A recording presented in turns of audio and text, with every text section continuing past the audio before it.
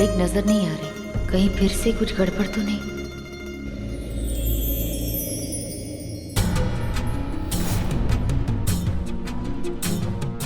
नहीं, पूर्विका तो यही है मेरी नजरों के सामने, तो पूर्विका के साथ तो वो कुछ गलत नहीं कर सकती।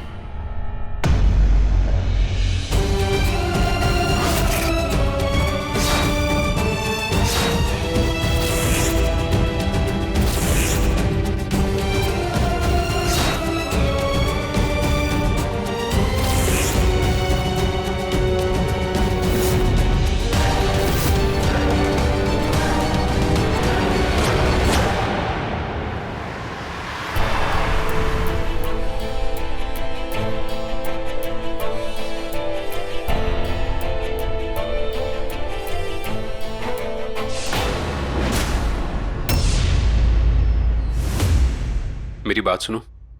घात करने के बाद तुम बात करने आए हो मुझसे? मुझे तुमसे कोई बात नहीं करनी है, चले जाओ यहाँ से, वरना मैं तुम्हें जान से मार दूंगी। मार देना, मगर मेरी एक बात सुन लो। मैं मानता हूँ कि मुझसे गलती हुई है, लेकिन इंसान को हर गलती सुधारने का एक मौका तो मिलता ही है ना। स्वर्णा, मुझे एक मौका दे दो प्लीज। मौका गलती सुधारने के लिए मिलता है, भरोसा तोड़ने के लिए नहीं। एक बार भरोसा टूट गया मतलब टूट गया।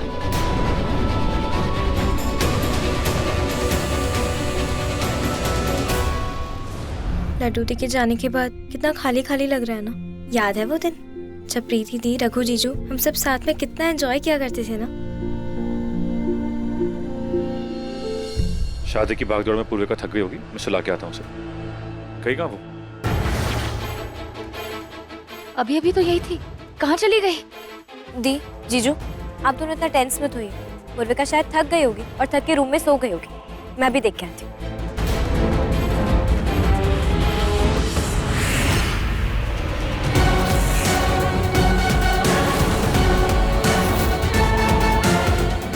काम हो गया? हाँ, मैंने पूर्विका के शरीर से सारा जहर निकाल लिया। अब बस हमें रघु से सतर्क रहना है ताकि उसे हम पर शक ना हो।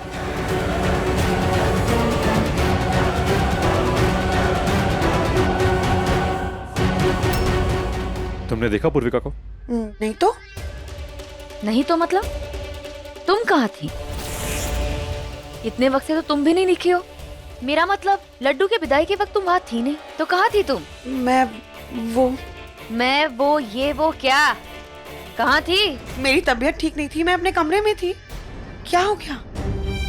रखो, तुम तो जानते हो ना, आज लाल चांद की लाल रात थी। मेरा असली रूप बाहर आ जाता, इसलिए मैं अपने कमरे में थी। क्या हो गया?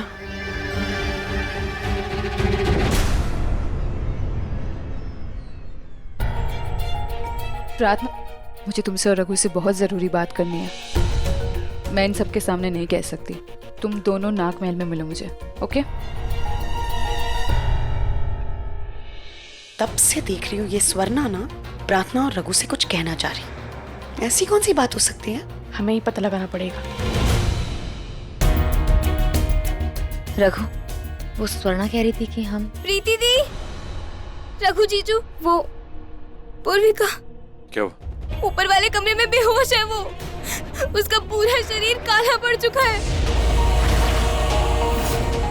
क्या? पूर्विका,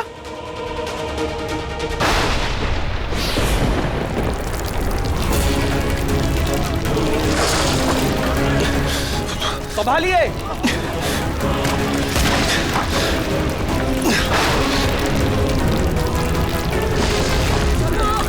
ये अचानक मौसम का संतुलन क्यों बिगड़ रहा है?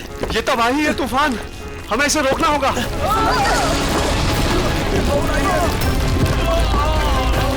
संभालिए, संभालिए। ये भूकंप है, संभालिए अपने आप को। अपने लिए सुरक्षित स्थान ढूंढिए। बहुत बड़े बड़े पत्थर गिर रहे हैं, इन पत्थरों से बचिए।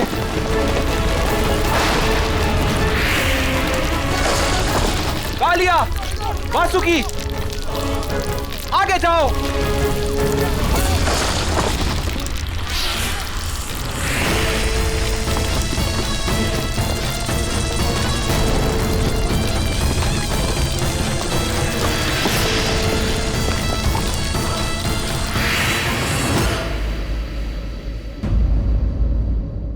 नागराज तक्षक, ये तूफान, ये तबाही, ये सब क्या था? ये किसी अनहोनी का संकेत है कालिया। लगता है शेषनाग का वंश किसी खतरे में है। क्या? ऐसा कैसे हो सकता है? क्योंकि शेषनाग और शेषनागिन तो धरती लोक पर है और उनका वंश है उनकी बेटी जो उनके साथ है। नागलोक के कई नागिनों से रक्षित और सुरक्षित है।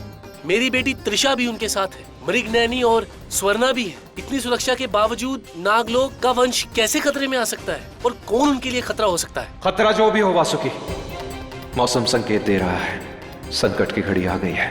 कैसा संकट? और उसे दूर कैसे करेंगे?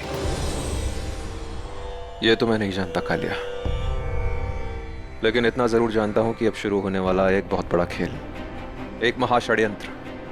एक ऐसा षड्यंत्र जिससे लड़ने के लिए शेषनाग और शेषनागिन को एक साथ आना होगा अपने वंश की रक्षा के लिए, क्योंकि इस बार उनकी बेटी पूर्विका कोई साधारण शेषनागिन नहीं, बल्कि सर्वश्रेष्ठ शेषनाग और महासर्वश्रेष्ठ शेषनागिन का अंश है।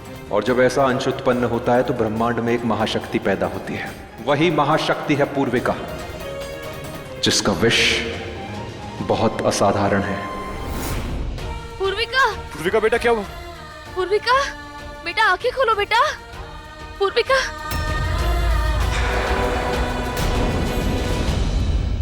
गलती सारी हमारी। हमें पूर्विका को ना कभी धरती लोग आने ही नहीं देना चाहिए था। जिस दिन से यहाँ आई है ना, सब बुरा ही हो रहा है इसके साथ। बस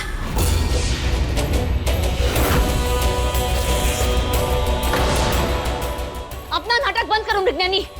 पूर्विका के साथ जो भी बुरा हो रहा है ना, सब कुछ तुम्हारी वजह से हो रहा है। ये जो भी हो रहा है ना, उसके पीछे और कोई नहीं, तुम हो। पूर्विका की ये हालत ना बस तुम्हारे वजह से है, समझी? क्या करी, छोड़ो से।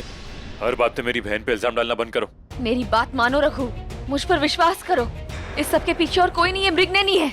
ये सब इसी की चाल है, इसी का खेल है। इतना बड़ा झूठ, इतना बड़ा इल्जाम लगा रही हो तुम मुझ पर? क्यों प्रार्थना? मैं जानती हूँ कि तुम मुझसे नफरत करती हो, लेकिन इतना गिर गई तुम, इतना गिर गई कि इतना सब सुना दिया मुझे तुमने। कोई बात नहीं रघु, ठीक है। अगर मेरे होने से, मेरे यहाँ से चले जाने से पूर्विका ठीक हो जाती है ना, तो ठीक है, तो मैं चली जाऊंगी और मैं कभी इसे नहीं मिलूंगी। चली जाऊंगी मैं।